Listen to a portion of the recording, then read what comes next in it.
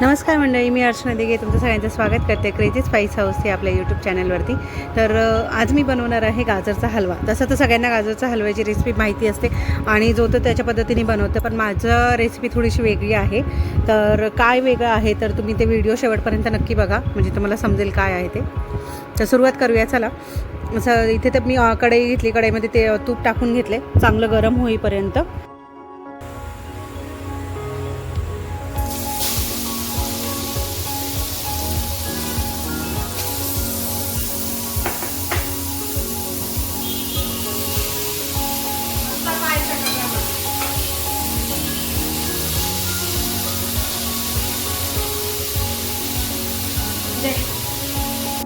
तूप चांगलं गरम झालं होतं, त्याच्यामुळे मग त्याच्यानंतर हे सगळे गाजर टाकून घेतले आणि व्यवस्थित हलवून घेतलं गाजर। तर वेगळं म्हणजे काय असतं की तुम्ही नॉर्मली आपण सगळेजण साखर वापरतो, बट मी साखर नाही वापरत। माझं थोडंसं साखर अवॉइड करण्याचा प्रयत्न राहतो नेहमी।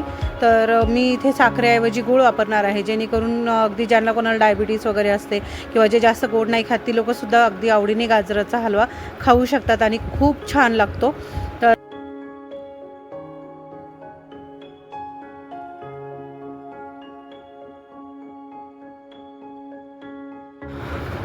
तर मी गाजर पूर्ण चांगले व्यवस्थित हलवून घेतले। त्याच्यानंतर इथे दूध टाकलं याच्यामध्ये आणि जेवढं आपल्याला शिजायला हवं आहे त्या पद्धतीने झाकण ठेवलं, एक वाफ काढून घेतली। त्याच्यानंतर हे ड्रायफ्रूटची सगळी पावडर करून घेतली खलबत्त्यामध्ये आणि एका वाफ काढल्याच्या नंतर परत आता व्यवस्थित हलवून घेतलं आणि आता झाकण ठेवून देणार थोडं गाजर व्यवस्थित शिजण्यासाठी। व्यवस्थित पूर्ण गाजर चांगलं शिजलं होतं, दूध पण पूर्ण आटलेलं। मग ड्रायफ्रूट्स टाकले। त्याच्यानंतर ही माझ्याकडे ऑर्गॅनिक गुळाची पावडर आहे, ती मी गॅस बंद केल्याच्या नंतर, गूळ टाकायचा असेल तर नेहमी गूळ गॅस बंद केल्याच्या नंतरच टाकायचा। गॅस चालू असताना किंवा दूध त्याच्यामध्ये शिल्लक राहिलेलं असताना टाकायचं नाही, कदाचित फुटण्याची शक्यता असू शकते दूध आणि गूळ एकत्र आल्यामुळे। तर मग गॅस बंद करून मग मी गूळ टाकला, ते पूर्ण व्यवस्थित हलवून घेतलं आणि याच्यामध्ये तुम्ही ऑप्शनल आहे, तुम्ही पनीर पण टाकू शकता, मावा पण टाकू शकता, बट मावाही टाकायचा असेल तोही तुम्ही गॅस बंद केल्याच्या नंतर, कारण हलवा गरम असतो आणि टाकल्याच्या नंतर गॅस चालू राहिला तर मावा पूर्ण त्याच्यामध्ये मेल्ट होऊ शकतो। त्याच्यामुळे जे गूळ मावा वगैरे जे काय टाकायचं आहे तो तुम्ही गॅस बंद केल्याच्या नंतर, हलवा गरम असतो त्याच्यामुळे ते तेवढं त्याच्यामध्ये व्यवस्थित मिक्स होतं।